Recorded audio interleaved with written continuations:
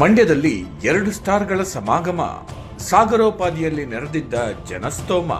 ಅಬ್ಬಬ್ಬ, ಪ್ರಜಾಪ್ರಭುತ್ವದ ಹಬ್ಬಕ್ಕೆ ಮಂಡ್ಯದ ನೆಲದಲ್ಲಿ ಅಕ್ಷರಶಃ ಹಬ್ಬದ ವಾತಾವರಣ ನಿರ್ಮಾಣವಾಗಿತ್ತು.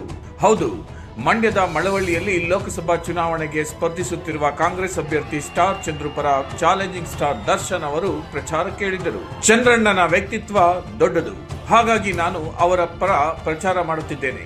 ಮಂಡ್ಯದಲ್ಲಿ ಚಂದ್ರಣ್ಣನನ್ನು ಗೆಲ್ಲಿಸಿ ಎಂದು ತೂಗುದೀಪ್ ದರ್ಶನ್ ಜನರಲ್ಲಿ ಕೇಳಿಕೊಂಡರು. ಕೈ ನೋವಿದ್ದರೂ ಕೈಪರ ಪ್ರಚಾರಕ್ಕೆ ಬಂದ ದರ್ಶನ್ ಅವರ ಒಳ್ಳೆಯ ಮನಸ್ಸಿಗೆ ಮಂಡ್ಯದ ಜನ ಫಿದಾ ಆಗಿದ್ದಾರೆ.